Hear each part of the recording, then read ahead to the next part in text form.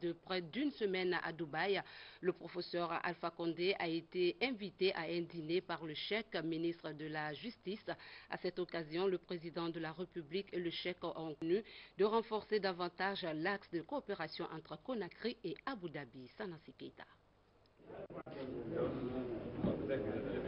Tout se passe dans une ambiance festive pour dire au président de la République.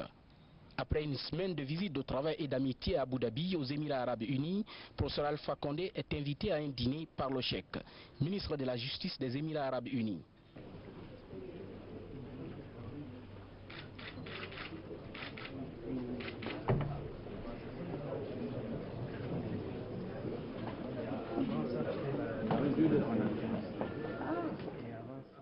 Dîner que le cheikh a mis à profit pour parler du bilan de la visite de travail et d'amitié du chef de l'État aux Émirats Arabes Unis, dans le souci de mettre très rapidement en application les grandes lignes soulevées pendant les différentes concertations avec non seulement les autorités émiraties, mais aussi et surtout les investisseurs potentiels prêts à mettre leurs moyens financiers dans le développement socio-économique de la Guinée.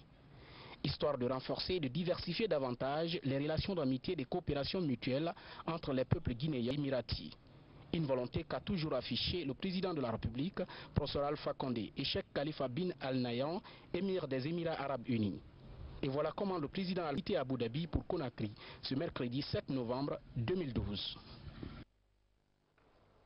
Et puis le président de la République a regagné Conakry ce mercredi après une visite de travail fructueuse à Abu Dhabi. Ce déplacement du chef de l'État a permis de signer plusieurs accords stratégiques à Dubaï. Nous vous proposons le cérémonial d'arrivée avec notre reporter Mahmoud Bari. C'est aux environs de 10h30 ce mercredi que l'avion transportant le président de la République, professeur Alpha Condé, a atterri ici à l'aéroport international Conakry-Bessia. Au bas de la passerelle, le Premier ministre, chef du gouvernement et le gouverneur de la ville de Conakry. Le chef de l'État regagne ainsi Conakry après une visite de travail à Abu Dhabi.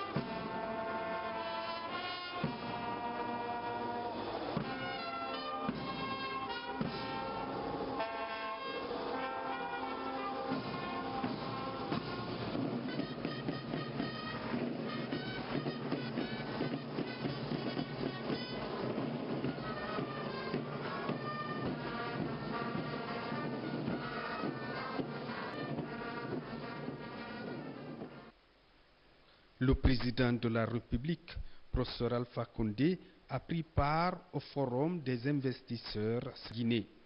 Ce forum tenu à Dubaï participe à la mobilisation des investisseurs, la valorisation des potentialités et la diversification de l'économie guinéenne. Professeur Alpha Condé a mis ce déplacement à profit pour discuter des projets susceptibles de créer de l'emploi, mais aussi de la richesse à la Guinée. Des secteurs comme l'eau, l'énergie, l'agriculture et l'industrie ont été au cœur de ce déplacement du président de la République. À Abu Dhabi, professeur Alpha Condé et sa suite ont signé des accords stratégiques. Cela pour renforcer et dynamiser les investissements durables dans notre pays. Toutes choses qui contribuent à la lutte contre la pauvreté et à l'amélioration des conditions de vie des populations guinéennes. Le président de la République a également donné des précisions sur les avantages qu'offre le Code des investissements de la Guinée, les facilités et le climat des affaires en matière de projets de développement et de capitaux étrangers. Au salon d'honneur de l'aéroport international Conakry-Bessia, le chef de l'État a répondu à nos questions. Excellence, vous rentrez de Abu Dhabi où vous avez eu intense activité. Que peut-on retenir, Excellence, Monsieur le Président? Les relations avec Abu Dhabi sont des relations très importantes pour la Guinée. Nous sommes en train d'établir un partenariat stratégique parce que Abu Dhabi a beaucoup de moyens, mais quand même il prépare l'après-pétrole. Nous avons beaucoup de ressources, donc nous cherchons des financements. Donc nous avons fait des accords. D'abord, ils vont acheter notre bauxite, faire passer la production de CBG de 14 à 20 millions de tonnes, nous aider à agrandir le port, à faire l'usine d'alumine, nous accompagner dans le domaine de l'agriculture et dans d'autres secteurs. Donc c'est une relation vitalement stratégique de coopération que nous allons établir. C'est pourquoi nous avons, non seulement au niveau de l'État, mais aussi au niveau des hommes d'affaires. C'est pourquoi j'ai rencontré les membres de la Chambre de commerce et beaucoup d'autres opérateurs économiques.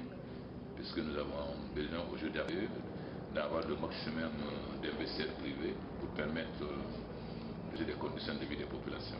Excellence, Monsieur le Président, on vous a vu à l'université Sorbonne de Abu Dhabi. Qu'est-ce que cela représente? Le Cheikh Mansour, qui est le président du fonds d'Abu Dhabi, lorsqu'il a su que j'étais un professeur à la Sorbonne, il m'a dit qu'il y a une Sorbonne là. Donc j'ai été visiter la Sorbonne. Ensuite j'ai été prier à la mosquée construite par leur père et m'incliner sur la tombe de leur père. Et j'ai vu que la Sorbonne là-bas reproduisait la Sorbonne de Paris.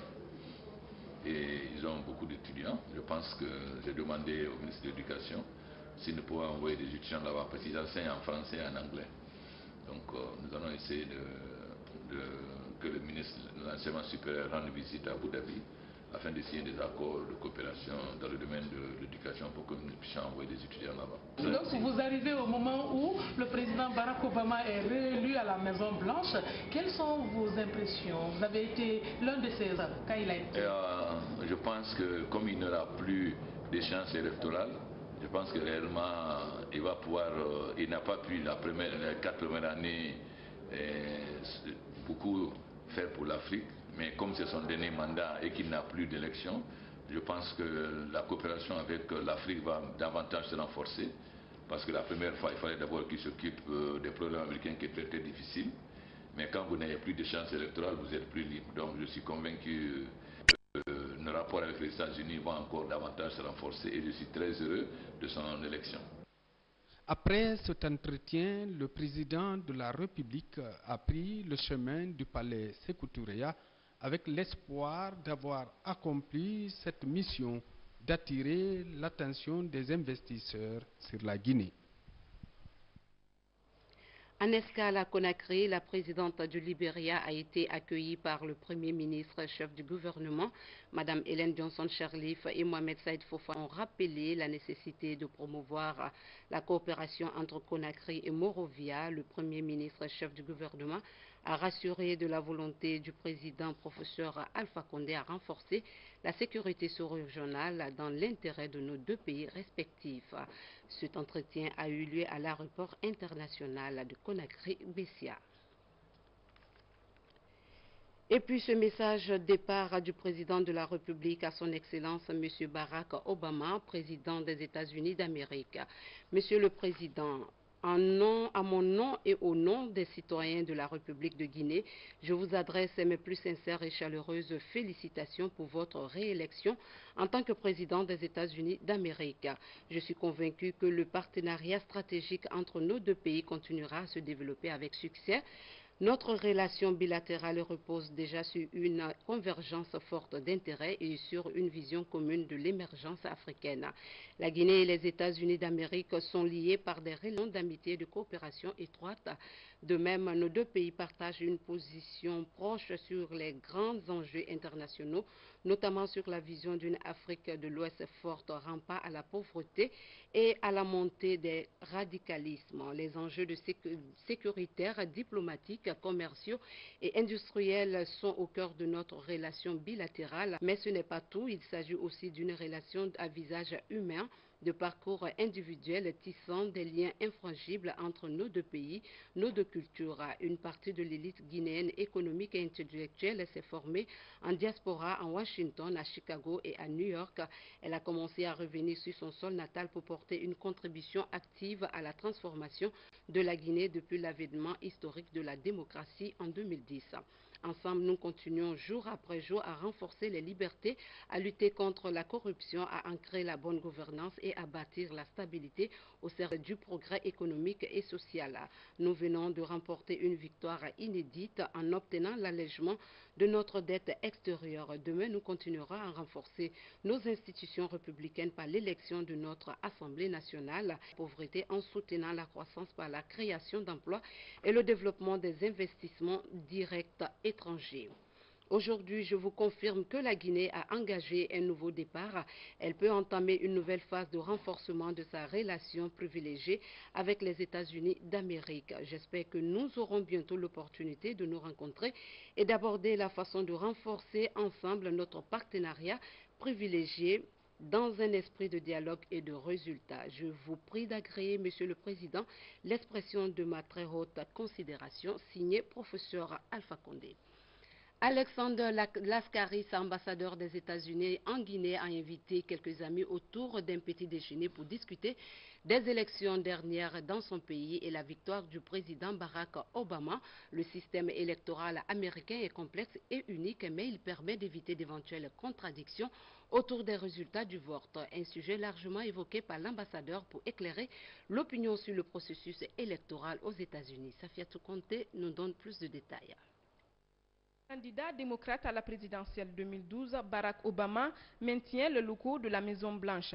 Après 4 ans de pouvoir, les Américains ont une fois encore placé leur confiance au président Obama qui lui permettra de briguer un second mandat. Ce matin, l'ambassadeur des États-Unis en Guinée, Alexander Laskaris, autour d'un petit déjeuner, a invité quelques Guinéens à sa résidence pour discuter du système électoral aux États-Unis. Un système unique et complexe, mais qui permet une transparence indiscutable. Tous les 4 ans, l'élection du président des États-Unis a lieu le mardi qui suit le premier lundi du mois de novembre. Cela après une élection primaire.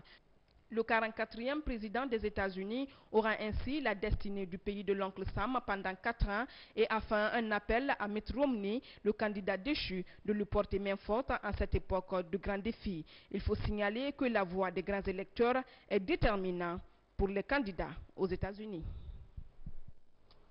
Lancement des travaux de restitution de l'étude d'impact social et environnemental du projet Simandou, une cérémonie présidée par le ministre des Mines et de la Géologie et celui de l'Environnement. Il s'agit de fournir des informations sur les effets directs et indirects du projet sur l'équilibre socio-économique des communautés traversées. On retrouve Mahmoud Barry pour les détails. Ils sont membres du gouvernement, élus locaux, cadres de l'administration, partenaires et représentants des organisations à prendre part à cette restitution résultat de l'étude de l'impact social et environnemental du projet Simandou. Cette initiative du projet Rio Tinto Simfer vise à fournir en temps opportun des informations adéquates aux personnes et aux parties prenantes affectées par le projet sur l'environnement et sur les communautés locales, tout en donnant la possibilité aux communautés et aux organisations d'exprimer leurs opinions sur les risques, les effets et les mesures à prendre pour éviter ou minimiser les risques liés à l'exécution du projet.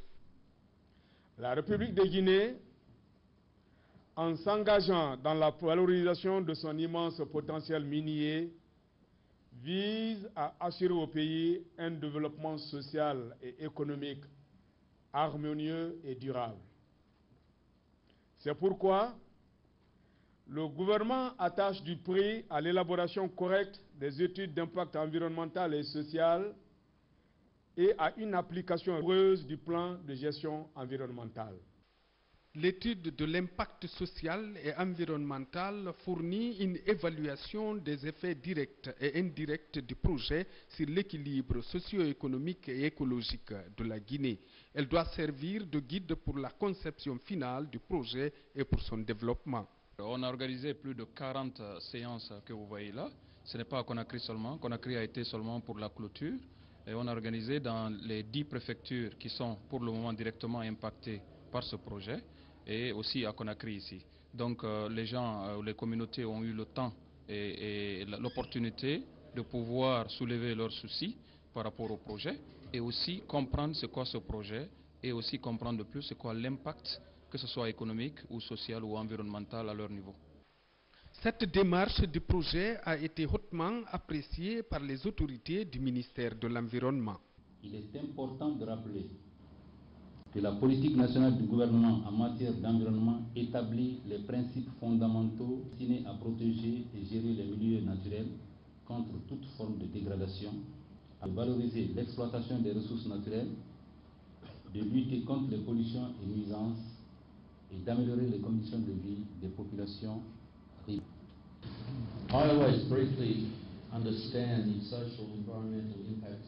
L'importance de développer une telle étude est très élevée.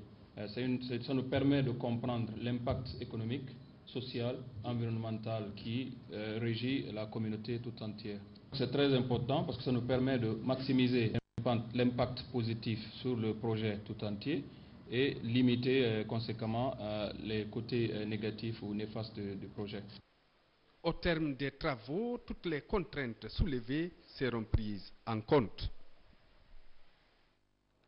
Dans l'actualité également, l'Union européenne compte appuyer le département de l'environnement, des eaux et forêts. C'est du moins ce qui ressort de l'audience qu'a accordé le ministre de l'Environnement aux représentants de l'Union européenne en Guinée. Au cours de la rencontre, plusieurs questions concernant la protection de l'environnement dans notre pays ont été abordées. Une occasion pour Philippe Van Damme de réitérer son engagement à soutenir la politique environnementale des autorités guinéennes. Nabi Zakaria Bangora, reportage. Le ministre de l'Environnement, des Eaux et Forêts a reçu le représentant de l'Union européenne en Guinée. Philippe Van Damme était venu féliciter le ministre Salamadi Touré pour les progrès réalisés dans le domaine de l'environnement et lui exprimer sa volonté d'accompagner le département dans sa politique de protection de l'environnement. Au cours de l'audience, des questions comme la restructuration du secteur de l'environnement, la lutte contre la pauvreté, la promotion de l'économie verte, la formation et la qualification des agents forestiers, la création d'emplois et la réintégration sociale ont été abordés. Autre sujet, le ministre Salamadi Touré a exposé à son hôte les difficultés de son département. Très attentif aux questions de l'environnement, le représentant de l'Union européenne a rassuré le ministre de l'Environnement du soutien de son institution. Nous voulons bien sûr féliciter le ministre pour sa promotion au sein du gouvernement après le remaniement ministériel. Secondo, nous avions un certain nombre de dossiers bilatéraux à discuter. D'une part, l'implication de l'Union européenne dans la réforme du secteur de sécurité et notamment dans son volet environnemental. Et d'autre part, nous voulions faire un peu le bilan post-Rio +20 pour voir comment le gouvernement se positionne dans la promotion d'une économie plus verte et comment la communauté internationale, y compris l'Union européenne, pourrait éventuellement accompagner le gouvernement dans ses efforts dans ce domaine. Cette audience s'est déroulée dans une atmosphère empreinte de cordialité.